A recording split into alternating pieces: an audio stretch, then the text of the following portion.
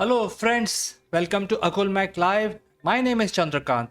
Today, we will discuss about a very deadly disease that all of us might suffer, especially when you're living in a country which is tropical in nature, like India or any other tropical country. And the disease is called dengue.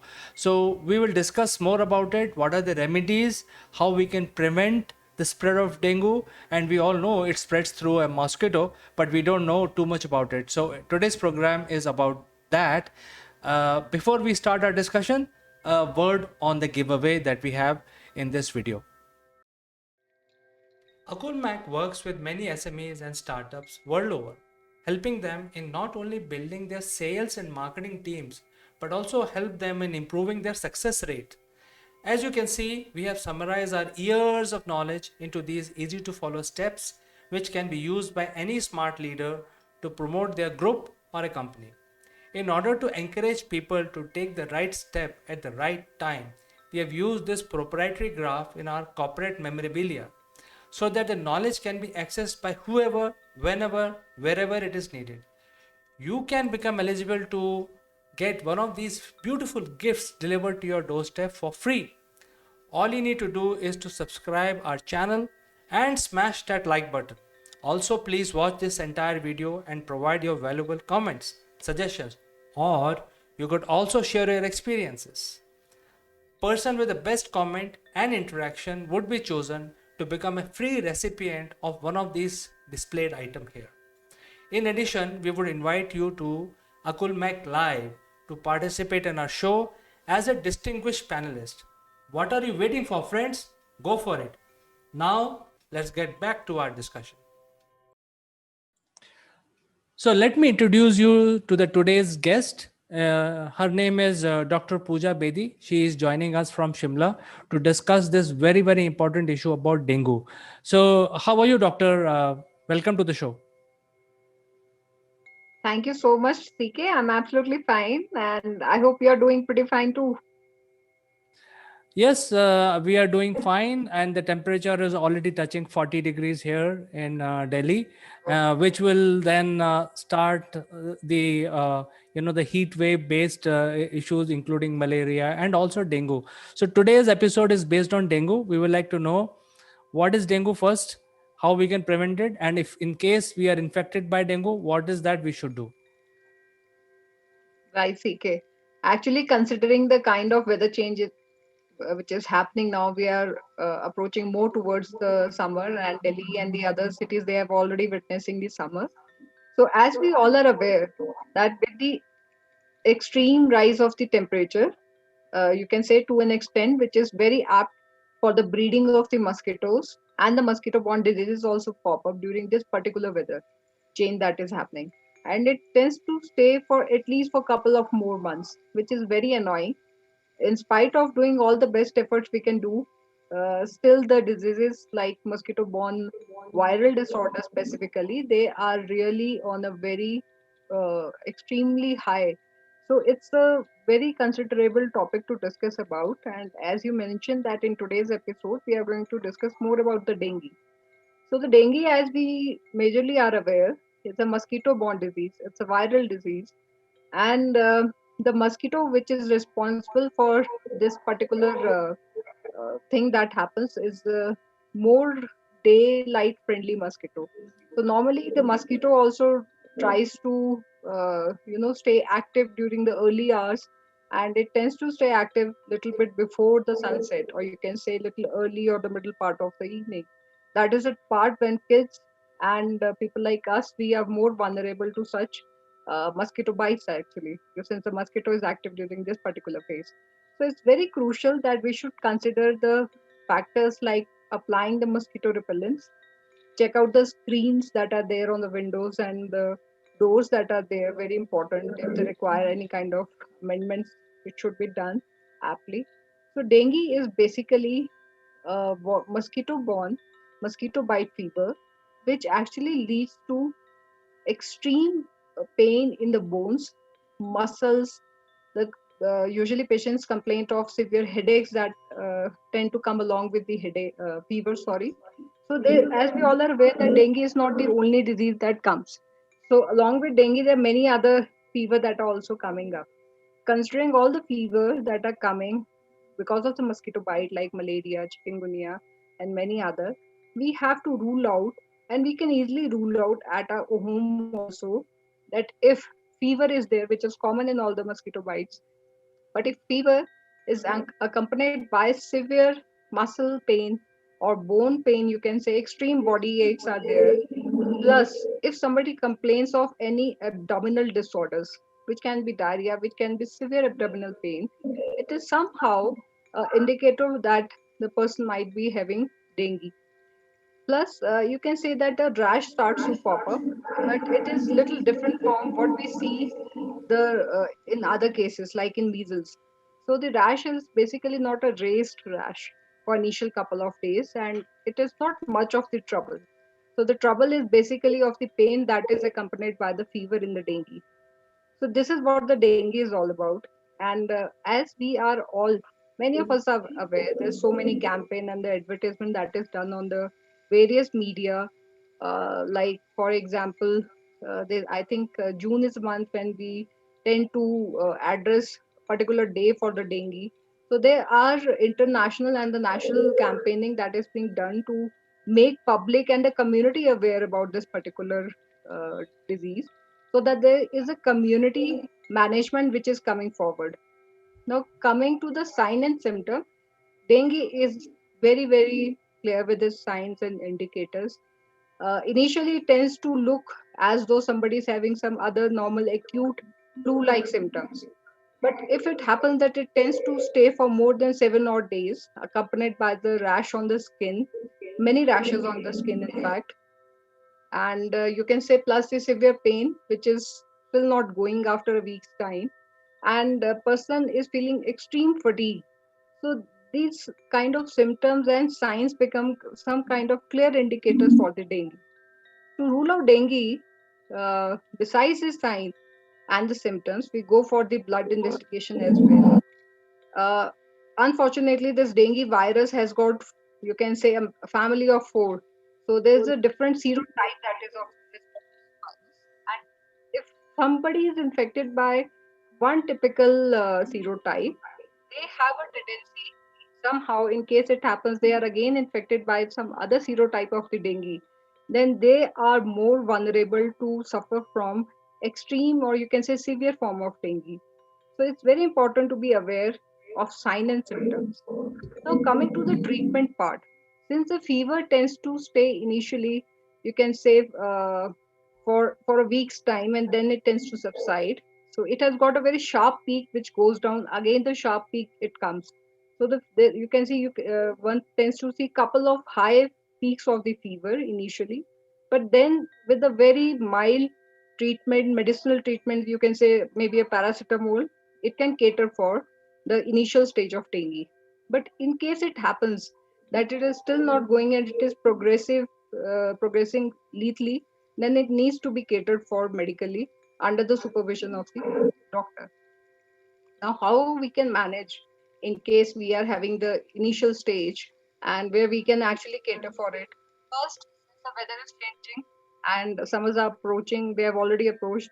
So please keep yourself very nicely hydrated, because dengue has a very clear cut indicator where it can actually lead to hemorrhagic fever, so which is very, very lethal.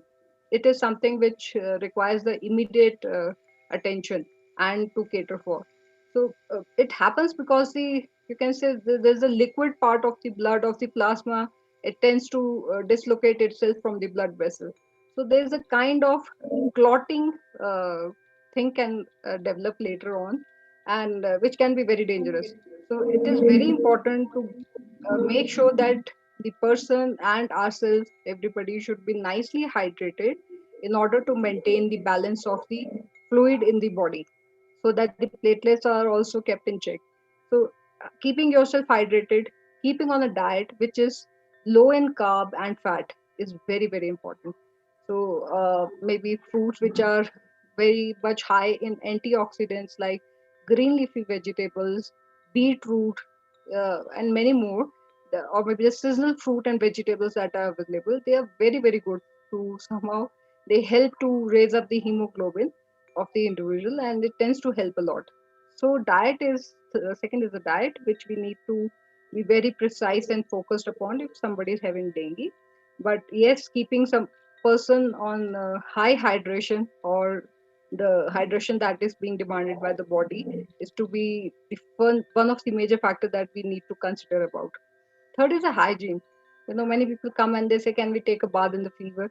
And during summertime, yes, definitely. One should try to maintain as much hygiene they can maintain. So yes, having a bath, in fact, having a high fever and dengue is absolutely fine. It will keep somebody fresh for some time, and fever can also get down.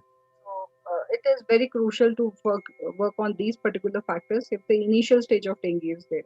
But I insist, if the dengue fever is accompanied by severe body pains and abdominal issues are coming up, acute colic is there, so person should immediately report it to the doctor and be under medical supervision rather than trying some home remedies. So it would be better to approach a doctor rather than ending up in the severe hemorrhagic, you can say, form of the dengue or a critical one. Sometimes it happens that the person who is not taking the treatment appropriately, or somebody is having a comorbidity factor, you can say, they, and many other reasons, they tend to undergo low blood pressure shocks. So it is very important to cater for these kind of shocks, because then it's pretty obvious that some kind of nervous sign and symptom will also pop up later on. So we have to cater for it, and it is something which is affecting large number of population, and we should be very precise. And as a community, we should come forward, generate the awareness, make sure whatever the water clogging is there, it need to be catered for every weekly, maybe in the plants, you can say, in the pots, and wherever the water storage is there, people tend to store because of shortage during this particular period of summer. So it's very crucial that weekly monitoring of such storage of water is to be checked. So, Doctor, I think you gave a very detailed description, and I think you covered a lot. I have one specific question. Whoever in my acquaintance has got this disease, they were hospitalized for well over almost like a fortnight or even more sometimes.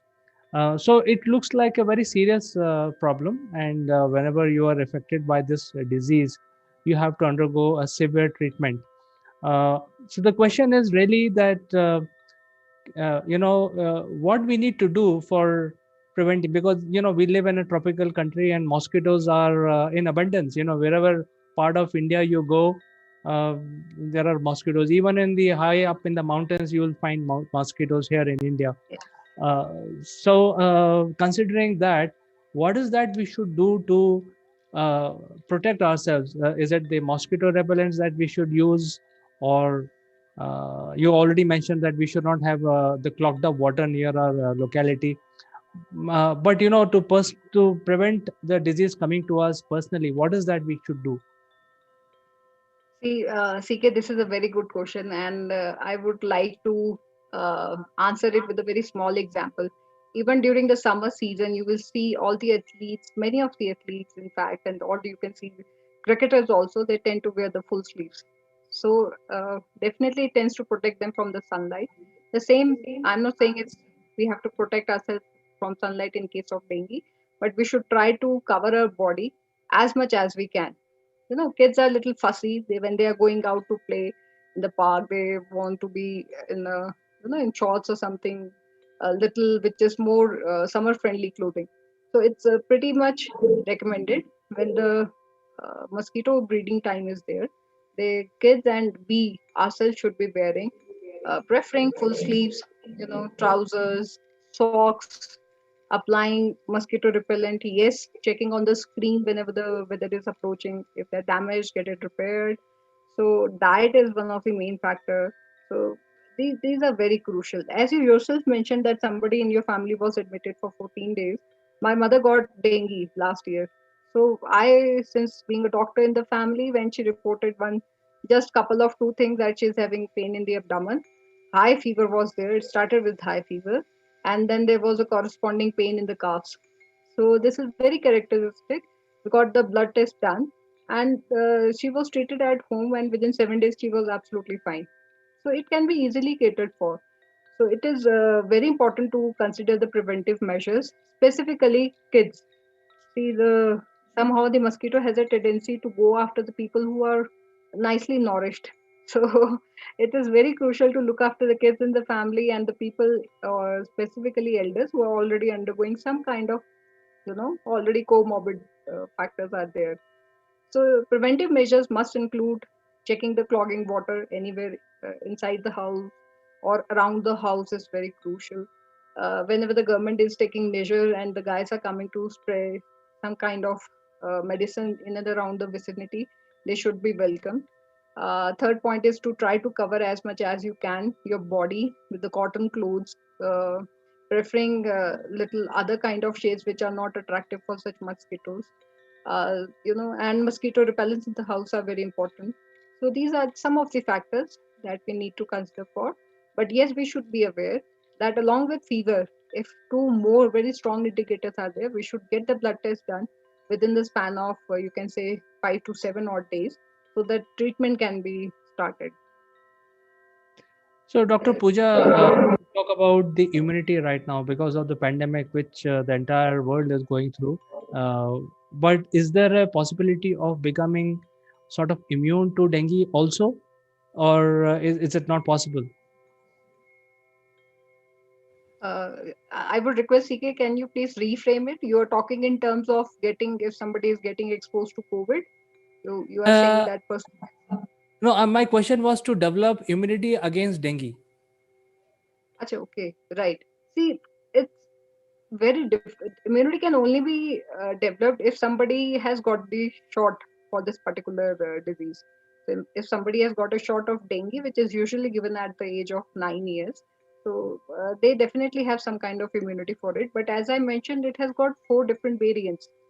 So even if one is immune to one particular variant, the other three are ready to affect the body very badly. So, and there are likely chances that the person definitely get affected sooner or later will again with the mosquito bite.